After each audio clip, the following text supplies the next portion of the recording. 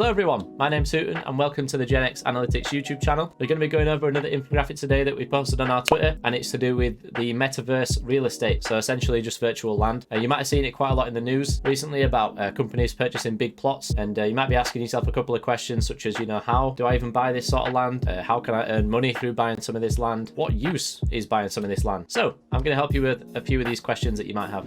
Okay, so the first project I want to talk about is called Ember Sword.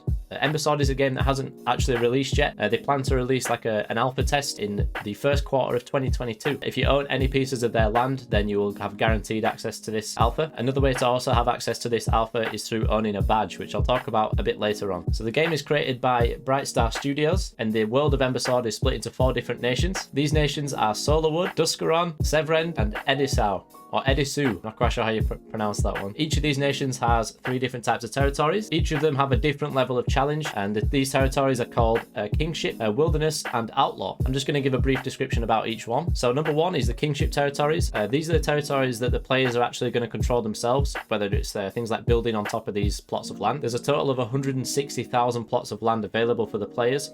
This is when the game fully releases. These territories are also strictly PvE. Things like world bosses can spawn within this territory. Things like resource collections and also NPCs and quests as well. The next territory is called the Wilderness. Wilderness territories are primarily PvE, but there is a little bit of PvP aspect in there. These territories are rich in different resources and also a lot of monsters as well. So in terms of the PvP aspect of this territory, if you encounter any of the other nations within this territory, you are allowed to attack them. And open world bosses also spawn within this territory too. If you manage to slay these open world bosses before any of the opposing players, you have a chance to get some collectible items and also some rare resources. And the last and the most dangerous territory is called the Outlaw territory. These territories can be found on the border of 2 different nations. These territories are going to be home to a lot of really rare resources. As it's the most dangerous, it's more like a risk reward sort of thing. This is quite a big PvP area as well, as any player that you see can attack you, and also you guys are going to be fighting to take control of some outlaw camps, which then can generate you resources. So I'm talking quite a bit about resources and collectibles and things like that, and you might be wondering, well, how does this generate me real money? They're using the technology of NFTs, which you've heard about a lot, and you've also heard about it on this channel too. NFTs are just a way for people to use like a secondary marketplace to buy and sell to different players. The next question you might be thinking of is, okay, well, isn't it going to be pay to win? Like, can I not, if I'm rich, can I not just buy everything to win the game or to be really good at the game? But they don't have that sort of system in this. Even though you can buy land, it doesn't mean that you're going to be the most powerful person, in the entire world. It just means that you have some more rare sort of perks. So you might have some extra bank slots, you might have some extra titles or something like that, but it's nothing that's actually going to affect your PvP. And the PvP section is more skill based. All right, so that's a little bit of a rundown of all the different territories. We're going to start talking about some of the individual land plots now. So this is something I've actually tried buying myself when the first sale came out, or when the first sale I noticed came out, which was in July. You had like an application system where you had to fill out a form in terms of what you're going to do with the land, how you're going to promote the game and that sort of thing. I just wanted to buy a regular plot of land, which is the smallest one, and that was a total of $40 at the time. Now when you try and buy that same piece of land, it's over $1,000, so I just missed out on that one. Unfortunately, I didn't get accepted to buy a piece of land, but I managed to buy a badge. So that means if you would actually want to see some alpha gameplay, if I do get access to it by using this badge, then let me know in the comments and I'll be able to place them. Gone a little bit off track there. But the regular plots, they're basically a 1x1 piece of land, which is roughly the size of a computer screen. On here you can find randomly generated traits depending on just the piece of land that you buy. Some of these traits might include campsites, NPC houses, resource deposits, monster spawns, and more. The next plot size are settlement plots. These plots are again 1x1, so roughly the size of a computer screen. But with these plots you can actually place small buildings. So these plots of land can be a nice like forward little base for your guild or something like that. So something like this enables you to build small player housing or small guild houses, or even some small player stores. So anything that you might find across the world, you might be able to just put up a little stall and have people just buy it directly from your land. So the next plots are called the town plots. These are 2x2, so 4 different plots, which is, I'm assuming, roughly the size of 4 computer screens put together. These types of plots are more centered towards things like refining resources and things like that. It enables you to build bigger player houses and bigger guild houses as well, and also things like an exchange. So rather than just a small store, you can actually have a bigger exchange, which I'm assuming you'd be able to send things like caravans through. And then the biggest plot of land are the city plots. Now the city plots that you buy are a total of 16 plots of land.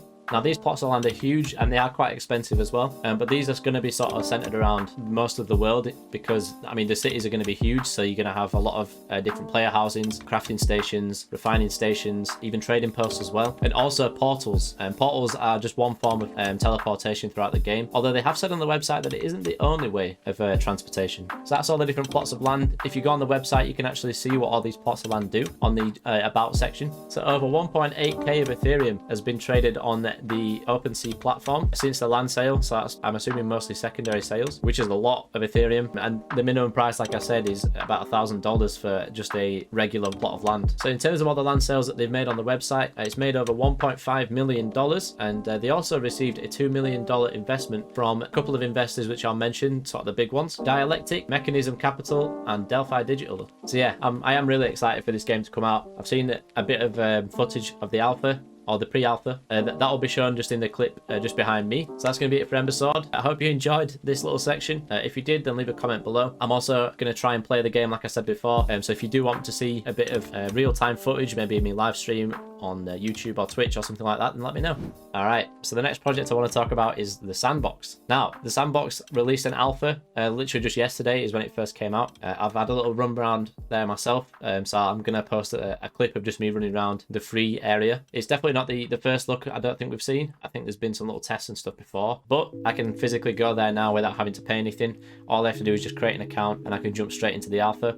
The alpha is more like it's a bit of a tutorial. You just sort of run around. You can do a couple of quests, but you don't actually earn anything for doing that. However, if you're one of the lucky ones that managed to get an alpha pass, you can actually earn up to 1,000 sand. And I think sand at the time I looked was about $7.50 per sand, and you're getting 1,000, and also 3 exclusive NFTs as well. So congratulations if you managed to get one of these raffle tickets. But basically, to claim all these, you have to jump into the alpha world and complete the tutorial, and then every day they're bringing out a new section for you to go to and actually complete some of the quests in that section. It's like experiences from people like The Walking Dead. Snoop Dogg has got his own little bit as well, and they're all releasing on separate days, but if you head over to the website, you can actually see for yourself. So to actually buy land on the Sandbox, it's really nice and easy for you to do. All you have to do is create an account, which you just use your MetaMask wallet for. If you don't have one by now, then make sure you just set one of those up, because you're going to need MetaMask for a lot of different things. But once you've set MetaMask up, you can go onto the website and you can see just down here we have the map. So I've clicked on the map and you can see that there's all these different plots of land, and you can see there's some photos there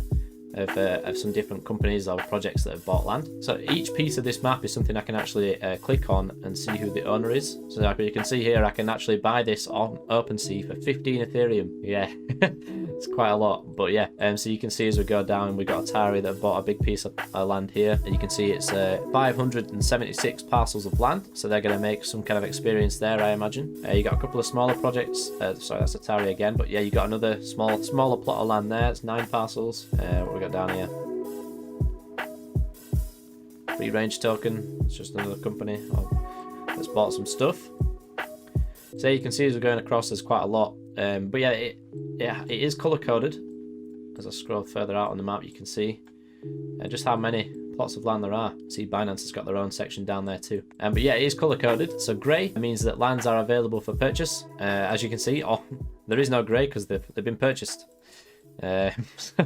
So the next thing to look at is white. White means it is for sale on OpenSea. So I can actually just click on a piece of land that I like the look of, whether it's close to something, and I could buy this one for 5 Ethereum. They had the color yellow, which was premium land available for purchase, but again, I haven't seen any of them. Let me see if I can find any. While that's loading, we had purple, which is lands that are booked by you or another person. I've seen quite a few purple plots around here. Okay, so it's showing the premium plots, but none for sale, because green means it's been taken, which I was about to mention. So red means lands that are owned by me. Unfortunately, I was never around to actually pick one of these up.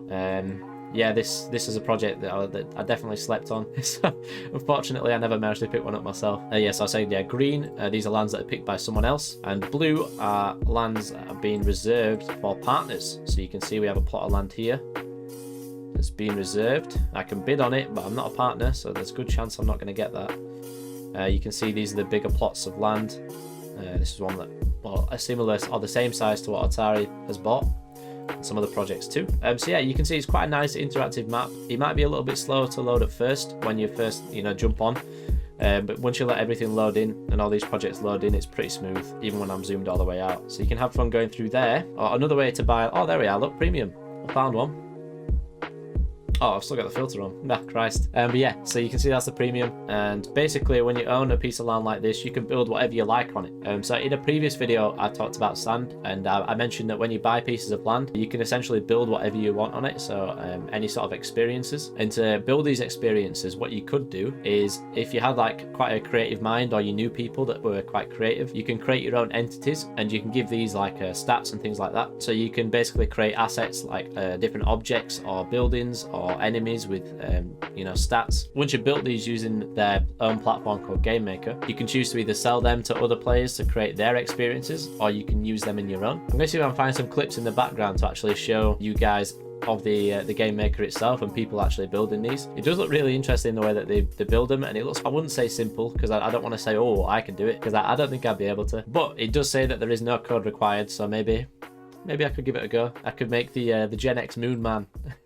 So you can see just on this marketplace real quick, just all the different assets that people have made. Again, I did show this on a previous video, so if you haven't seen it, then go and check that one out. So I've got some more utilities I've got written down of just ways to actually utilize the land that you might buy. An obvious one straight away is just selling the land. I mean, if you bought way back when they were first selling these pieces of land, they will have been so much cheaper as to what they actually are now. The cheapest land I saw was over 2,000 sand yesterday. So yeah, very expensive to buy now compared to what it would have been before. But if you were lucky enough to pick up quite a few different pieces and you haven't sold yet, then that is one way you can make a bit of income from it. If you don't want to do that and you want to hold on to your land, then that's fine. You can do what I just mentioned before, which is actually building some experiences yourself, whether you want to build an art gallery so you can show off your art or other people's. You could have people pay you to actually host their art. That's a way of doing it. You could also create different experiences, such as virtual stores. So if I have a merch store for my growing brand, then I could always build a virtual store and put it into my plot of land that people can go and visit, and if they like the look of anything, they can either buy it as an asset on here, or I could maybe create a system where they could actually buy it and I can ship it over to their house. Another way of actually utilizing your own land is through staking. When you provide sand and Ethereum liquidity, you can use your lands to actually boost the rewards you get for that. They're also planning on bringing out a feature in the near future to actually stake cryptocurrencies on your pieces of land. And one of the bonuses that they have announced you will get is something called GEMS, which is another ERC20 token, which is used by asset developers using Game Maker. Another way of earning income through this is maybe you want to become a landlord and actually rent out your land to other players. For any game companies or developers that might have missed out buying some land during the initial sale, and they can't quite afford the hefty price of 2,000 sand to buy a piece of land, they might come to you if you are promoting it to actually advertise, to actually use your land to make their own experience. You could also do another thing like giveaways or contests. You can maybe have some kind of sort of entry fee, just like you do like a raffle ticket, and then the players that enter can possibly be rewarded with different things. Maybe it's assets that you've created or NFTs that you might have bought and you're willing to give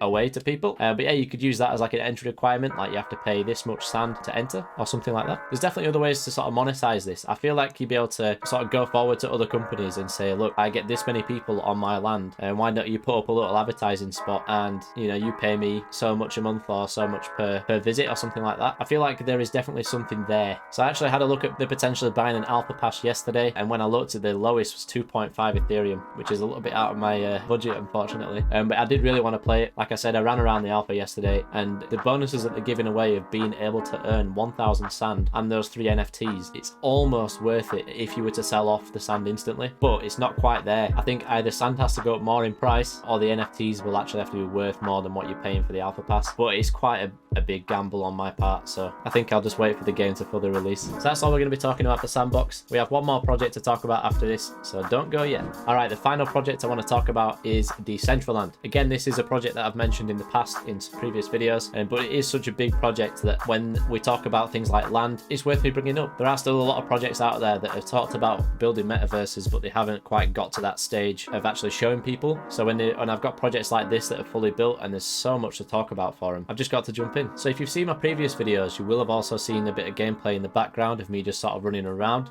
a couple of different areas. What I didn't realize is how nice the builder actually is to use. Now if I just jump on here, so we just put me in the corner a second, you'll see that I messed about with it earlier when I first discovered it, but if I just create a scene, so say I've got a plot of land now that I've bought, I can choose how big this plot is, so we'll just go 2 by 2.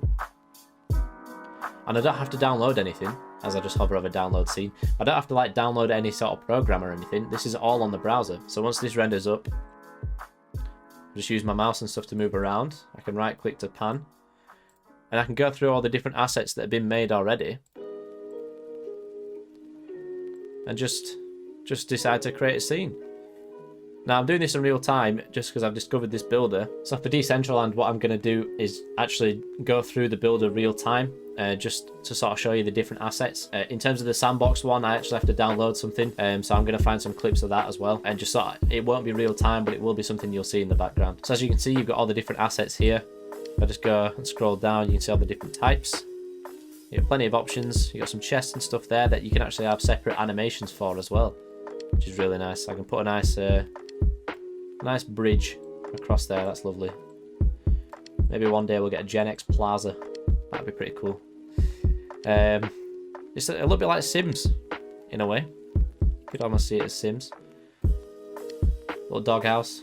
Not quite sure why, but yeah, this is just examples I'm just sort of throwing out of different things. So you got some buttons, which I imagine you can do things with. A little donations board. Another thing I saw was social icons. Let me see if I can find where they were.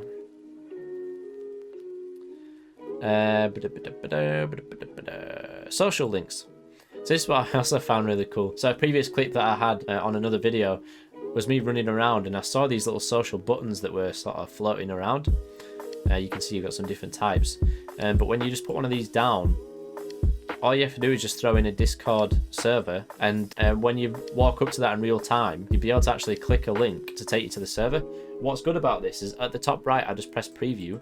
It just puts me directly in the scene, and you can see what I mean. How amazing is that? Like, boom, there's my doghouse, there's my bridge, and there's my apple. Right, random things put together, but it's more of just an example of what is possible.